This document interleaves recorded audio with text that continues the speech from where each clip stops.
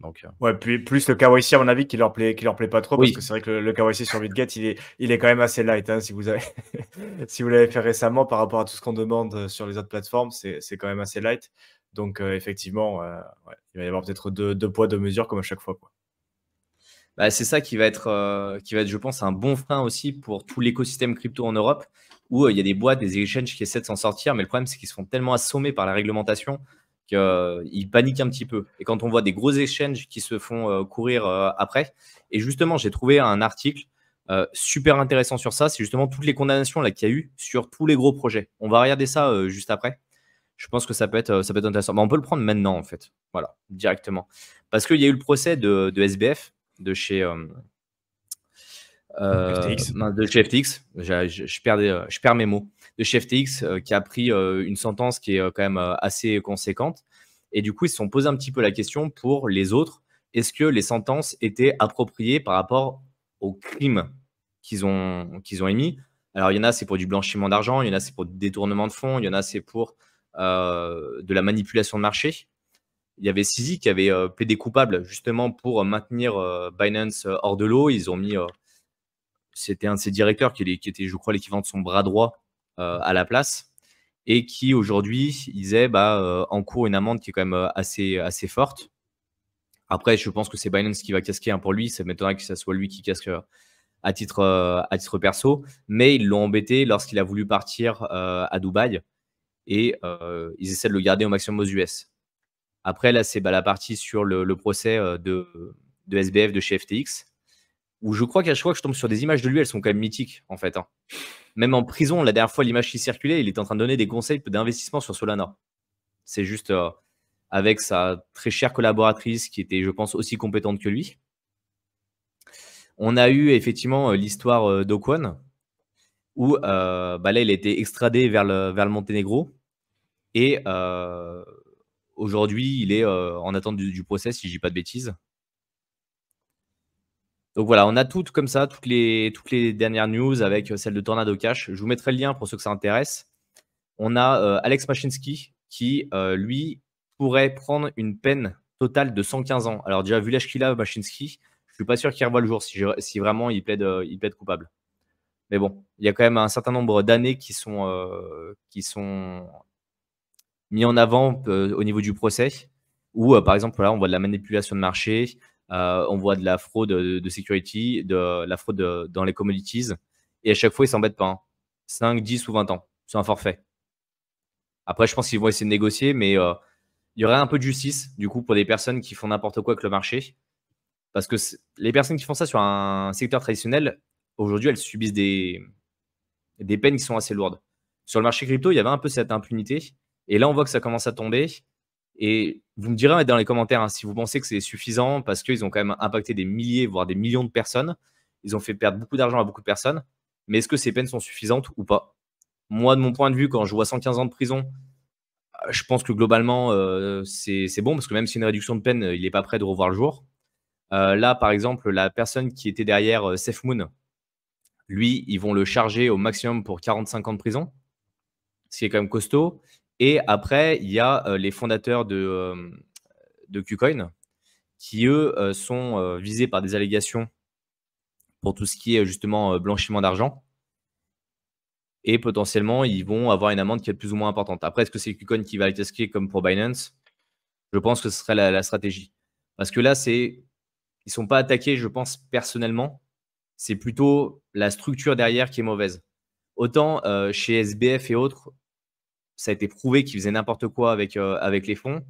Autant Sisi, hormis les allégations qui ont été données par le gouvernement, personne de l'écosystème avait quelque chose à lui reprocher.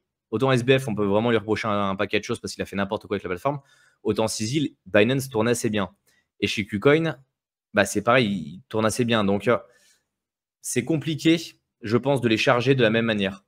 Je ne sais pas ce que vous en pensez, dites-moi en commentaire. Je vais prendre un peu les commentaires, mais Ouais, et puis surtout, il faut comparer ça aussi au niveau des structures. Moi, ce qui me fait un peu rire, c'est qu'effectivement, blanchiment d'argent, crypto, ça existe, mais dans le monde traditionnel, ça existe aussi. Et chaque année, il y a les plus grosses banques qui se font attraper, et à chaque fois, ça se finit alors, en grosses amendes, plusieurs milliards ou quelques centaines de millions. et ça passe pas toujours. Voilà, des fois, il y a même des accords qui se font OK, OK, on a fauté, regardez, voilà, 700 millions, on oublie tout. Allez, maintenant, on est bons amis. Tu vois, ça se passe aussi beaucoup.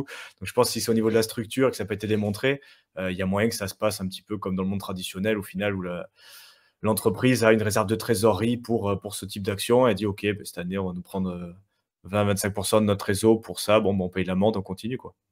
Oui, oui, bah, ils ont un budget avocat, ils ont un budget justement amende et ce genre de choses. Et c'est pour ça qu'ils avaient commencé en Europe à faire des amendes au prorata du chiffre d'affaires. Ce qui était plus cohérent que de faire des amendes qui étaient plafonnées.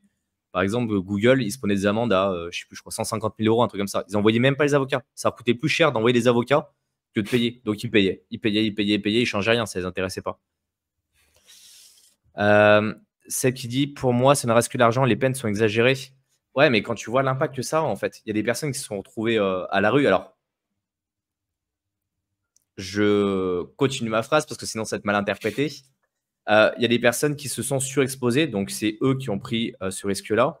Mais il y a quand même un mensonge éhonté sur la gestion des fonds, sur les revenus, chose qu'on explique nous depuis le début de la création de cette chaîne-là. Mais il y a des personnes qui n'ont pas forcément cette connaissance et cette compétence. Et aujourd'hui, si demain quelqu'un vient appeler, je ne sais pas, une personne de votre famille qui est considérée comme vulnérable, ça peut être vos grands-parents, ça peut être une personne qui souffre d'un handicap ou autre, et que quelqu'un l'arnaque avec un montant, je ne sais pas, de 2, 3 000, 5 000 euros, un impact qui va être assez important quand même sur sa vie, est-ce que cette personne mérite d'avoir une peine de prison qui soit à la hauteur de l'impact sur la vie de la personne, ou si c'est parce que c'est juste de l'argent, ben, c'est pas grave, ça passe sous la table. Voilà, en fait, c'est plutôt cette réflexion éthique qu'il faut avoir derrière. Et aujourd'hui, je pense qu'il faut faire des cas d'exemple avec des personnes qui ont impacté des milliers de personnes. Madoff, je ne sais plus combien il avait pris en peine de prison. Je vais regarder, je vais retrouver le nombre d'années que Madoff a pris. Mais pour moi, c'est pas une petite peine non plus. Hein. Ouais, mais il avait pris cher aussi. Mais après, c'est vrai que c'est vraiment le côté, que ça soit sur le dernier bear market, avec tout ce qui s'est passé, je pense qu'on a vraiment vu, on a vraiment appris. J'espère, voilà, que vous étiez un peu là pour suivre les infos, mais qu'est-ce que ça nous a vraiment démontré, c'est que tu peux faire confiance à personne. Alors, tu vois, les FTX, qui était le second exchange au monde, qui passait avec toutes les célébrités, qui avait des pubs de partout, qui était le nouveau golden boy de la crypto, qui faisait des interviews sur toutes les chaînes super hypées. Au final, tu regardes la gestion derrière, et le problème, c'est que tu le sais en post-mortem, tout ça. C'est-à-dire quand ça s'est cassé la gueule, qu'il y a les procès qui arrivent, tu commences à voir les données qui arrivent, parce que quand tu arrives devant la cour, Il n'y a pas de comptable. Quand il n'y a pas de comptable, que les mecs ils arrivent, ils demandent les relevés de compte et autres, ils font mais c'est quoi cette affaire, il y avait un comptable, monsieur, c'était une organisation, c'était une des premiers trucs de comptabilité décentralisée. Exactement, donc c'était un peu fumé, mais en fait tout ça, quand tu es un investisseur particulier comme je pense 99%, même peut-être 100% des gens qui regardent cette chaîne, en fait tu n'as pas accès à toutes ces infos. Et même peut-être en tant qu'institutionnel, quand c'est une petite caste de personnes tout en haut de la structure qui gèrent leurs trucs en interne sur des télégrammes qu'ils effacent après, c'est un peu compliqué d'avoir ces infos-là. Et en fait, tu les as qu'une fois que ça s'est cassé la gueule. Et ce qu'on s'est rendu compte, c'est autant FTX, autant Celsius, ils étaient en train de voir la caméra, de dire tout va bien, vous inquiétez pas, investissez chez nous, pendant qu'ils savaient très bien que le navire allait couler dans 3 jours. Et les mecs, ils étaient encore devant la caméra en disant ouais, tout va bien, déposez de l'argent.